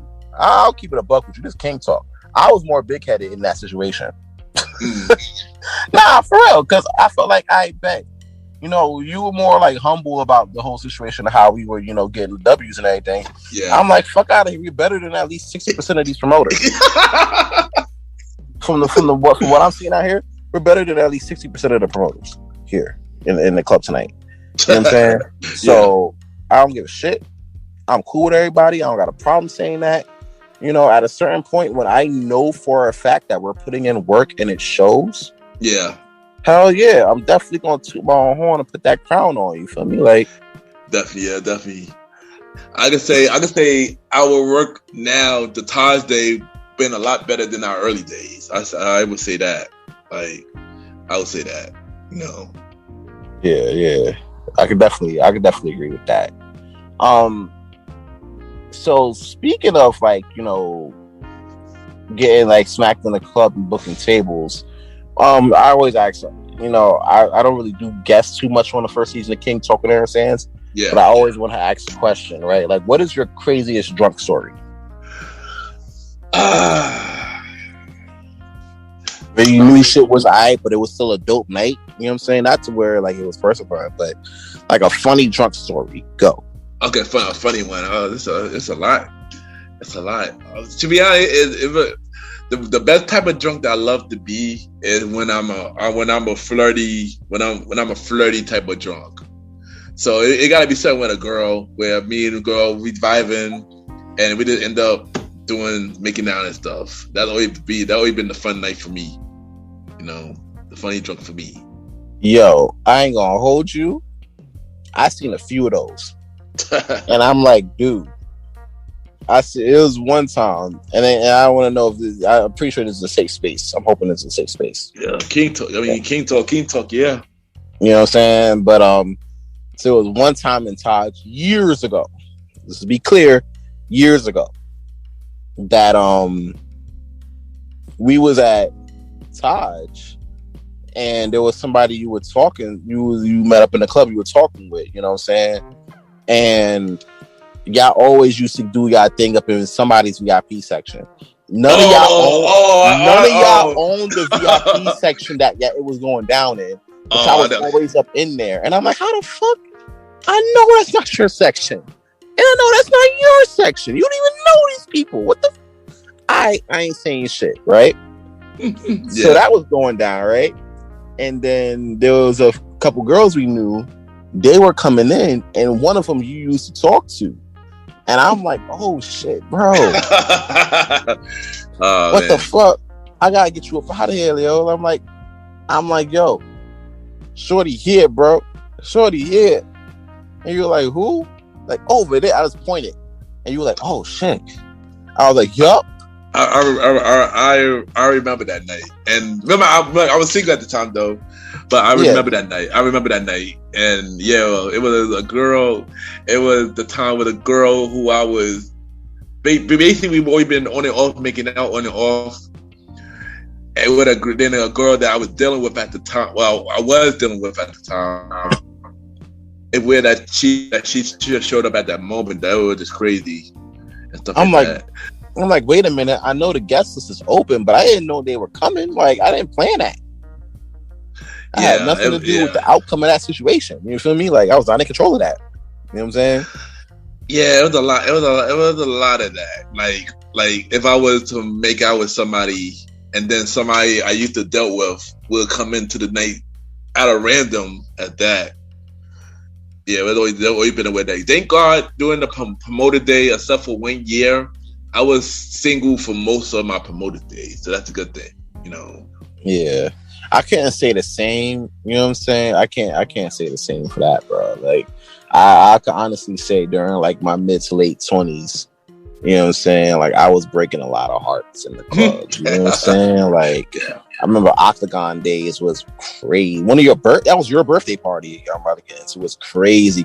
I got 2 smacked, and I was making out with a shorty, and then the shorty that I was dealing with was like probably 4 feet away. Oh yeah, I remember that. Probably no more than 5 feet away. Like, the couch was there, the bar was there. She was like in the middle of that, and the person is on top of me. I'm like, oh my god! And I was drunk, so I didn't think nothing of it. You know what I'm saying? So I was like, what the fuck? You know what I'm saying? And then the next morning, my phone went crazy. Like, it was like a parrot just going off. Parrot going off. You know what I'm saying? And back then, you know what I'm saying, I had the gift of gab, so I was able to clean it up. Yeah. And be straight. You know what I'm saying? But would I do it again now? Hell fucking no. I am risking way too much, bro. That's what growth is called. You feel me? That's what growth is called. Yeah, exactly. Yeah, growth is a wonderful thing, man. I ain't gonna front. Hell yeah, bro. Like, I can't do that shit now, bro. Like, honestly. Me either. So, veering away from the drunk stories, quarantine happened. You didn't have a birthday party during quarantine. We did it all on Skype. The situation was alright. Yeah. Fast forward to last month actually. Yeah. Excuse me. We did your birthday party. You had the return of the birthday party, but not at a club. We did it at Bowl 360 out in Queens. Shout out to the good folks at Bowl 360 for holding your birthday bash and everything. The fact that they don't take chime is wild to me, but whatever. You know. Yeah. And it was a small situation because of COVID, which I could respect. Yeah. And there was some familiar faces that I seen there that was like, all right, cool. I ain't see y'all in a minute. We all linking up, we vibing. You know, it was good to see everybody back together again. Yeah. On that type of aspect. But there were also some faces that I did not see there. You know what I'm saying? That I was like, oh, that's kind of crazy. What's going on? And then I heard your podcast. And it was a quick one. It was like an in and out. You know what I'm saying? Yeah. And I like the ones that you're interviewing people about their businesses and their brands. And I always feel like that's dope because, you know, you have you know, it gives them an opportunity to push their stuff out to a larger audience. Yeah. However, I like the short and quick ones because I always know there's some shit there. The personal upset. Yeah, man, it's always some shit there. And I'm like, what the fuck is going on with that? You know what I'm saying? So yeah, I gotta ask you, bro, what the fuck is going on with that? So my birthday situation, how I did it this year, could remind you, I didn't have a birthday for 2 years. Last year, you know, pandemic. The year before that, when I was going through my dark times. So for that, I was just like, yeah. And you know, in the past, when I did birthday with clubs and stuff, I used to do a big birthday. You know, I couldn't do that this year because of the pandemic, and you know, dealing with anxiety and stuff. I do not big being outside during the pandemic, so I wanted something small. And you know, shout out to everybody who came out for the event, because pretty much how I invited everybody to the event was everybody who checked up on me from when I go through my hard time to the pandemic. So yeah, it wasn't no shade to people. Well, some people it was shade to some people actually. I can't keep a straight face on that. But some people who they hit me up saying that why I didn't invite it. It was mainly because of the pandemic, or at the time I probably forgot to invite you, which is kind of true. Cause I did forgot to invite people. I only could bring 12 people. So when you can only bring 12 people, you know, you can't invite everybody, and there's some people I wanted to invite. So that's one of the reasons. Second reason was it was some people in the circle who had other people in the circle. And y'all already know me, I'm not big with drama. So to minus the drama, I did not invite those people who had problem with other people in the circle. So yeah. And the last reason is it was some people that I don't mess with at the moment. I don't mess with them.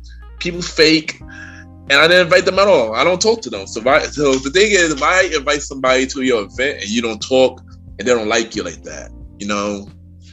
So yeah, that's my reason for that. I know some people did hit me up to clear up the drama, and I appreciate that person for that, you know, and stuff like that. Cause it was because one of the people, not gonna say the person's name, it was a misunderstanding, but we cleared that up, so I'm happy about that. But two other people, it's just like, you know, yeah, whatever. If you fake, and even the people that who was upset that I didn't invite them, they don't talk to me on a regular anyway. So why would I be so sorry for not inviting you? You know. All right. Yeah. You know. I'm gonna do a king. I'm gonna deviate from the King Talk script real quick, because usually, unless if I decide to give you clout on the King Talk vibes, I normally don't. Yeah. Notice I didn't mention a lot of names throughout the course of this episode and this broadcast. Yeah. But for your permission, would you like to mention one of the people that you're speaking on in that last point?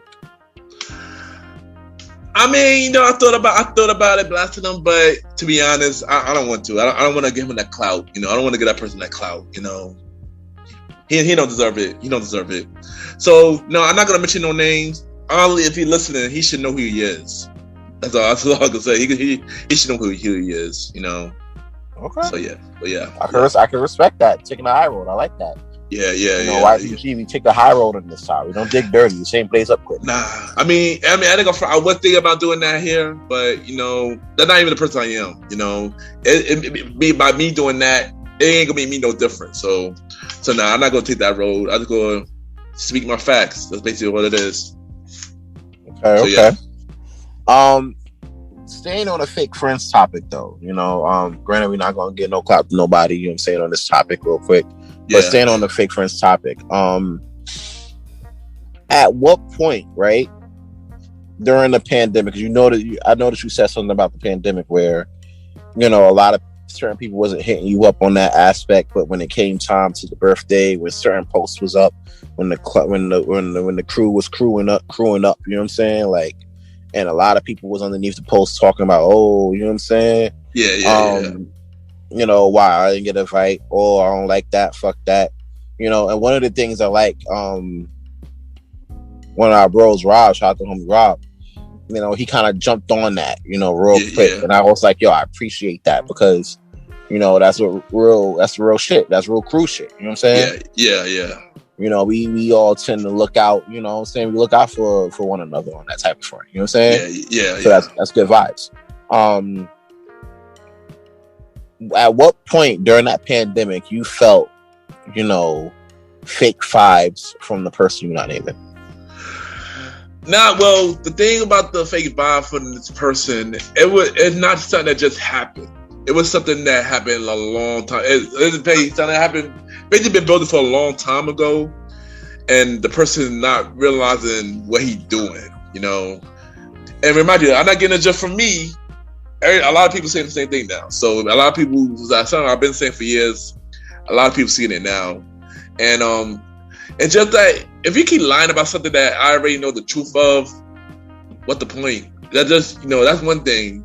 If you keep lying about something and I already know the truth about it, then why you lie about it? Let's keep it real, And that's a big thing. And that's the big thing. That's the biggest thing, though, is that lying for no reason at that. And then lying on some more stuff to other people that's your friends in your circle. Once the trust is gone, man, there's no coming back. And, I'm a Taurus, so yeah, once the trust is gone, there's no coming back, That's the craziest thing. Like, I always feel like, when it came down to it,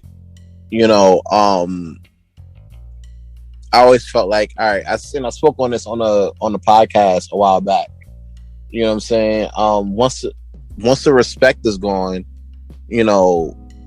I'm gone. You know what I'm saying? Yeah. And I think Mal said it best when he was rebutting the Joe Budden's podcast situation. Yeah. He was like, once the respect is gone, I'm gone. He literally ended with that. He ended with that because, it's a big thing. It is. You know what I'm saying? If you're building a friendship, fuck the business for a second. We're just talking friendship. Yeah. If you're building a friendship, which will transcend over time because, you're trying to build connections and everything. You're just trying to be a good friend to somebody. One thing you don't do is start lying to niggas. You know what I'm saying? Yeah. Or start lying to other people.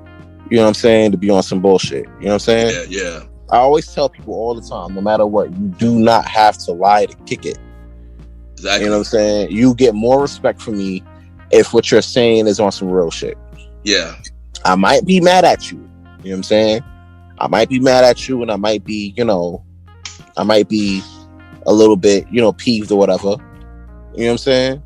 But at the end of the day, I'll get over it because you respected me enough to tell the truth. Yeah. You know what I'm saying? And I can work past that based off that. You know what I'm saying? Yeah. But once you start lying to me, and then you're telling, not only lying to me, but lying to me, but telling the truth to others. Exactly. That like was the how it's not going to get around. That was the biggest thing that bothered me. That was the biggest thing that bothered me more than anything. Yeah. And I got over that situation, but then I heard it again. It got resurfaced, and more people knowing, and I threw in the dark like, yo, like, what's going on? That's what bothered me. That's what everybody bothered me more than know, anything. but they're not saying it to you. Exactly, except for the real, excuse me, except for the real ones. But yeah, it's just that bothered me a lot. And that's my thing. Like, and for me, like, if I'm in a situation, I'm like, and I'm hearing shit, I'm like, oh hell no, this isn't right. Yeah, you know what I'm saying? And I'm under the impression like, all right, you need to tell this person what's going on. You know what I'm saying? Or I'm going to tell this person. And if I'm still hearing that you ain't tell this person, I'm like, oh shit, you like that? Okay, yeah. I'm going to tell this person. We gonna see what's up. And that's what it is for me. You know what I'm saying? Because for me, I can't stand watch by and see shit go left and be like, I'm not going to say nothing because somebody said not to say nothing, and it affects the people that I care about. Yeah, exactly. You know what I'm saying? Here's my question. Yeah. And I know, and I always tell you, and I want to get, this is not a disclaimer to the viewers, but this is a disclaimer to you. Yeah. The situation happened where we did see this person, when we returned to our, when we returned to Taj, recently. Yeah. And a disclaimer to you, I in no way had anything to do with what went down that night. You know what I'm saying? And I know you believe me and everything, but I really do want to bring that point home because, I understand how it could look. And for me, being aware, unlike most niggas, I know how to read a room. Yeah. And for me, I'm like, I know you believe me, but to keep it a buck, I had nothing to do with this shit. You know what I'm saying? Like, I mean, I'm not gonna front when that happened. It was like, wow, weird. So I had to ask you quick. But I do believe you that you didn't have nothing to do with that. I believe you on that. It was just weird. It was just weird timing. It was just weird. It really was weird timing. Like because normally, if we were all to link up, we will all link up there or in front of the spot. Exactly. Yeah. So to link up there for that shit to happen, I'm like, yo, what the fuck? What? Yeah, that was weird. That was weird, son. I ain't gonna lie, that was weird, son. Like, right now, like for real, right now, out of nowhere, out of nowhere. That was just like, wait, what? Like, yeah. But here's my question, though. Here's my next question. If I was to plan something of that magnitude, to where, you knew, and the person in question knew, you know what I'm saying, and y'all had to sit down with me, what's the word I'm looking for? Mediating. There you go. Mediating that situation. One, would you be open to it?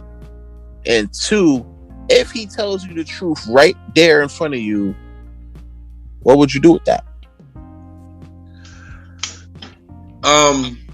I guess I'd be open to hear it.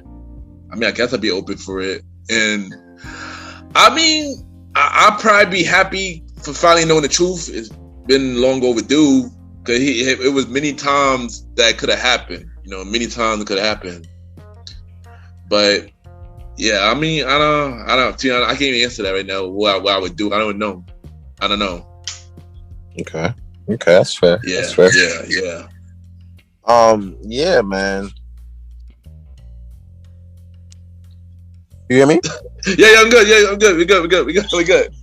Okay. Here's my thing, right? All right. If you see, like, for now, this is for the viewers. Yeah. We got a lot of, like I said before, we all over the world with this shit. You know what I'm saying? Yeah. For those who are going through a situation like this, when they got friends that's supposed to be close but are going through a situation where they're looking for honesty, or they want honesty from the people that they're close to, but they not be able to seem to get it. What would you tell them? How would you tell them to go about it? What advice? Depend on the situations. Hear them out. Keep it real with them. Don't lie about it. If they ask you about the truth and you lied about it multiple times, then clearly they don't respect you. They don't respect you as a person, and they're just not going to change. They're going to see from what they is. And if it's a friend that did it and they're like, yo, I apologize for doing that. I didn't mean to do it like that. I didn't know I would like this. At least that person trying. If that person had not done none of that, then you know where they place in your life. And do you really want to deal with that in your life? That's up to you, Yeah, man. I can agree with that. Like we allow what we put up with. You know what I'm saying? Exactly. Like if we're willing to put up with bullshit, it's mainly because we allow it. Whatever that exactly, is on us, because we allow to put up with what we allow to put up with. You know what I'm saying? Yeah. But if we put our foot down and there's some things that we see that we beg to differ with, and we sit there and be like, nah, that's not how we're gonna move.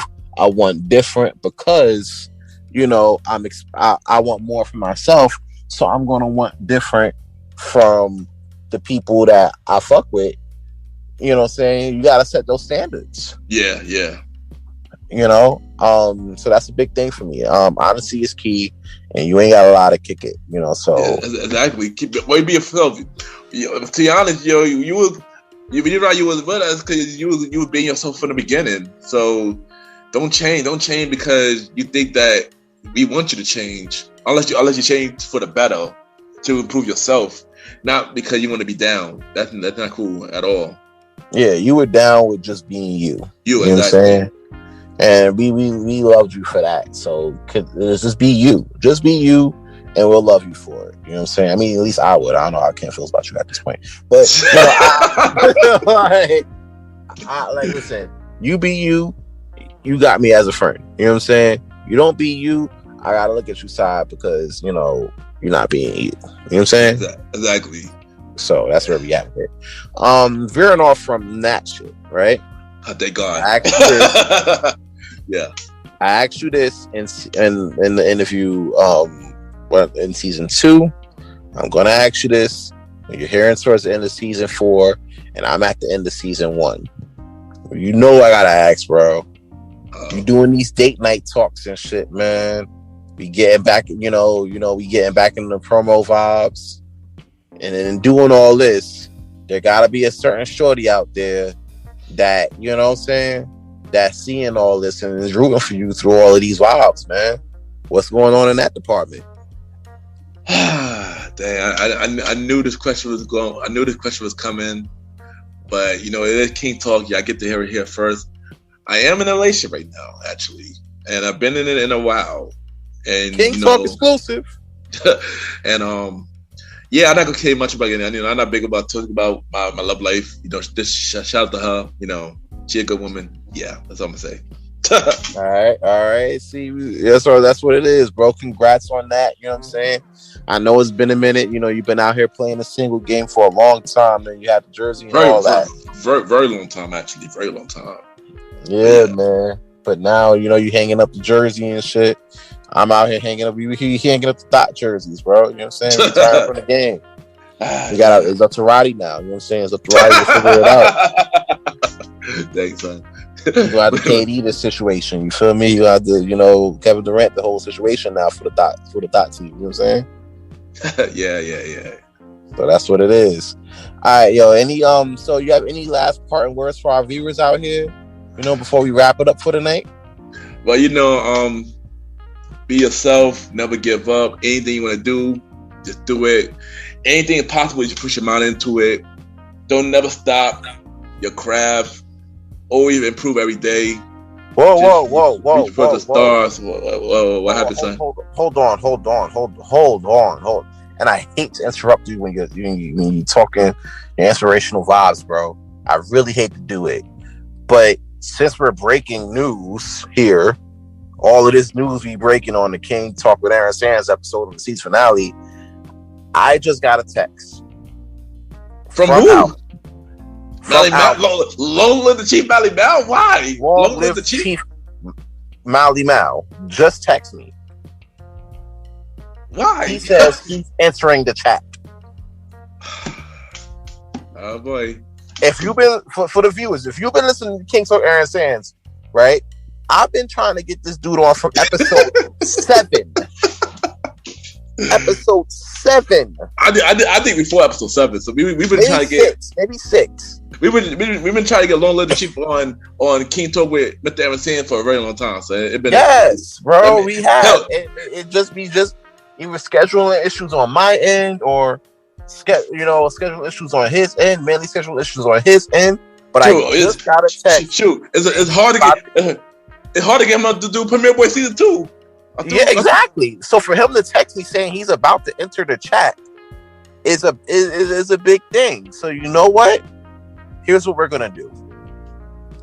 We're gonna put a pin in this, right? You know what I'm saying? Yeah. I've never done this before, but we're gonna do it now.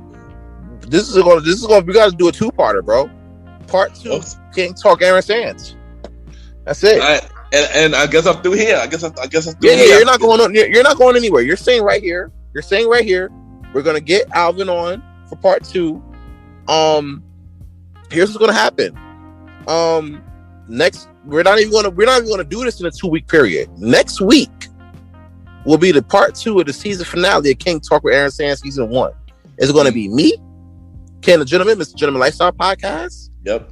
And long live the chief himself, Alvin, Mally Mal, in the building, all at once. You know what I'm saying? Part 2, King Talk. Part 2 season finale, King Talk, Aaron Sands, next week. Right here on all streaming platforms. Hopefully we get that season 2 of Premier Boy Podcast now, because ever since Roddy Rod left, things have not been the same. We haven't put an episode. What's going on with that? Listen, I've just been doing King Talk. That's it. Like, I guess we find out. Hopefully, we find out next episode. Let's find out next episode, then, man. Yeah, but in the meantime, in between time, drop your info. You know what I'm saying? And drop your inspirational words, man. I'll give you that though. Drop your info and your inspirational words, man. I mean, I say the inspirational words for next episode since I'm back on the show again, on air again. But I drop my social media though.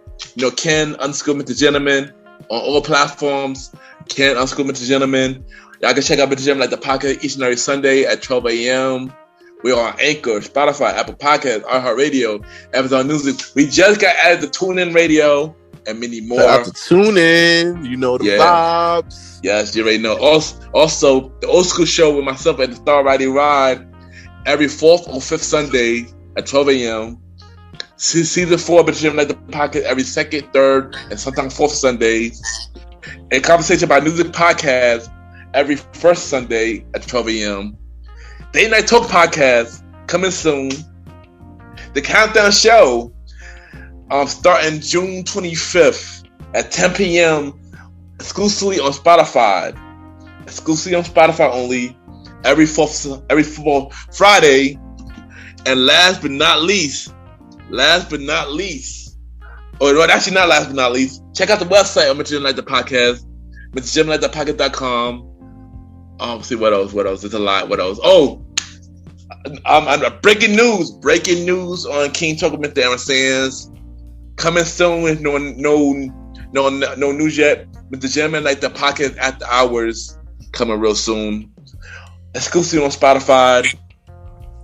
And y'all already know. We got Taj each and every Saturday. Myself and Mr. Aaron Sands be back. Damn, I want to do that part, bro. It's King Talk. Wait a minute. My bad. King Talk. Wait. This is King Talk with Aaron Sands, bro. I want to do the cup intro. It's been a minute. I always wanted to do this, bro. Oh yeah, you never did it. Oh, you never did it. I never did this before. I always wanted to do it. We back, baby. We back. My bad. Do you think, son? My fault, bro. But I hate to step on your toes on this one, but I ain't never did this one before. Always wanted to do it.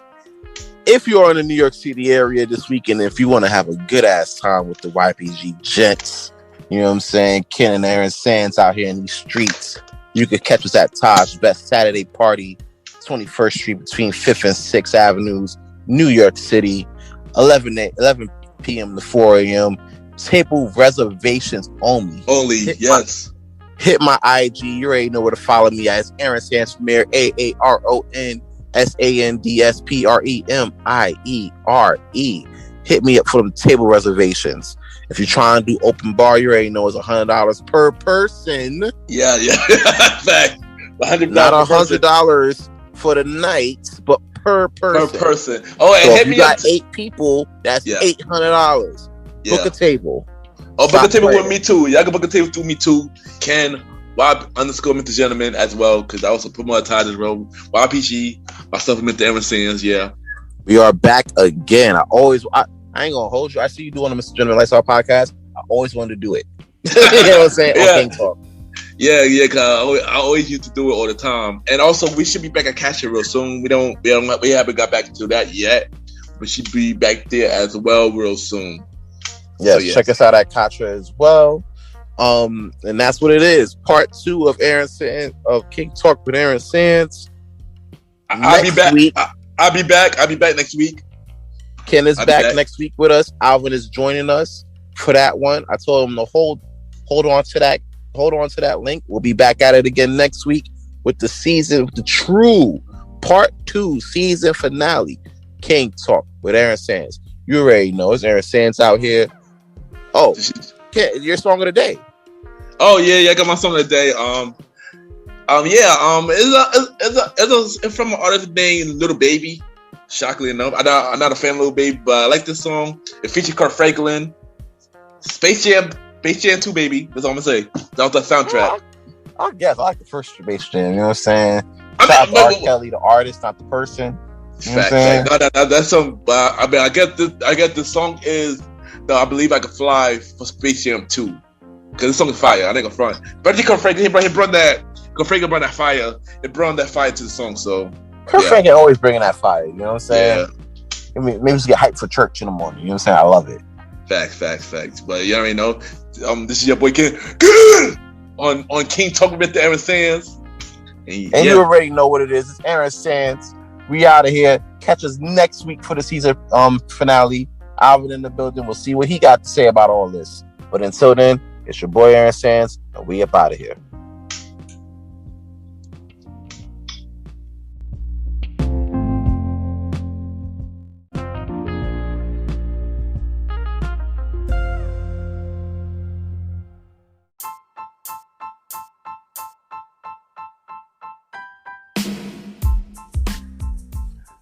Hello, everybody. This is your boy Ken, aka MrGentleman, like the podcast and the Premier Boy podcast. And this commercial is brought to you by the Premier Boy podcast, where four publicly do where we talk about anything about the culture.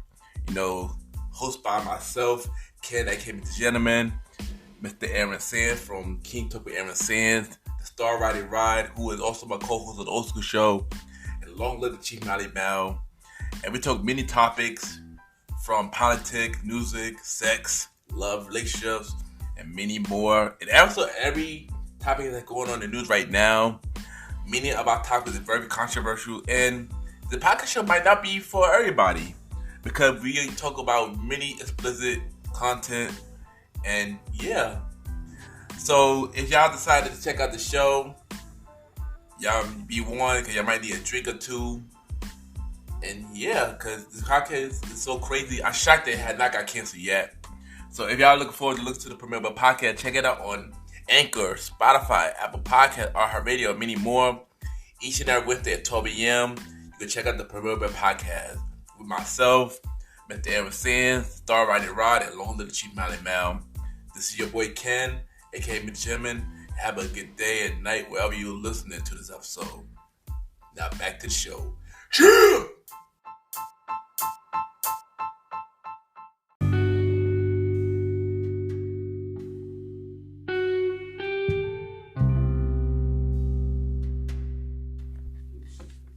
I just want to take time to thank everybody for checking out this exclusive interview from King Talk with Aaron Sands. It was fun doing this interview, fun being on the show, you know, being on screen on the show. Yeah, bro, you know, keep doing your thing. Thank you for having me on the show. And I will be making a reappearance on King Talk this Friday at 12 a.m. on King Talk. So y'all know, check it out. It's gonna be a fun experience as always. But I know we gotta wait a little longer for season 5 to be released. But until then, y'all can check me out on the Premier Boy podcast with myself, Mr. Aaron Sands, the Star Riding Ride, and Long Live the Chief Mighty Mound. Every Wednesday at 12 a.m. on Anchor, Apple Podcasts, Good Pod, and many more. So yeah, and y'all already know where I'm at every Sunday, especially when we return with the Gentleman, like that podcast. We on Anchor, Apple Podcasts, Good Pod, iHeartRadio, Amazon Music, Good Podchasers, and many more. We are not on Spotify at the moment. We are still working on the problems. Y'all know we are still working out the problem. Y'all know we were working on the problem before, but we will get back on the platform. Y'all already know that already. Y'all already know that. Y'all could rate the podcast shows. Rate my podcast on Good Pod, Apple Podcasts, and Podchasers. 5-star rating, y'all. Continue to get us on the charts. Once again, thank y'all for continue to have MrGentleman like the podcast on the charts. We've been up and down, but we going to get up there. We're going to make sure we be the #1 show on Good Pod and every other platforms. Like I said, without y'all support, y'all, the show would not be anything. So for that, for real, y'all, I thank y'all. I thank y'all for that. I'm still looking for guests for season 5 of MrGentleman like the podcast. So if y'all want to be a guest, please DM me on my IG page, Ken_MrGentleman. I repeat, Ken, Ken, underscore Mr. MR, Gentleman, GENTLEMAN. Or y'all can email me, send me an email of your bio about yourself and everything that you do to my email, Ken, YPGENT@gmail.com. Ken, YPGENT@gmail.com. And, we can set something up on the show. I am looking for guests for season 5. Y'all. I look for more guests for season 5. We already got guests, but I look for more guests for season 5. And, And y'all already know the scheduling. Mr. Gentleman Like That Podcast season 5, November 14th at 12 a.m. Season 5 of Mr. Gentleman Like That Podcast, November 14th at 12 a.m. Mr. Gentleman Like That Podcast presents a conversation about music. We return December 6th. We return a new episode for a conversation about music podcast. December 5th at 12 a.m. We're on episode 6 for that show. The star writer is on the show as a guest. We are having a table discussion about R&B music.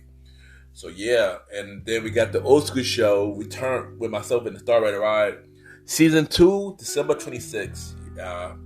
December 26th at 12 a.m. The old school show returns. So yeah. Also, y'all already know where my team RPG at every Saturday. Best Saturday party at Todd. 48 West 21st Street, 25th and 6th. Save premiere at the door. Table reservation only. Proof of vaccination, y'all. That's not my rules. That's the public rules. I had nothing to do with that. But yeah, proof of vaccination. If y'all want to go to Todd, support YPG. We through here. And once again, thank y'all for tuning into this bonus content, y'all. See y'all next week for the second bonus content episode. See y'all for season 5 of Mr. Gentleman Like the Podcast, November 14th. Have a good day and night wherever you're listening to this episode.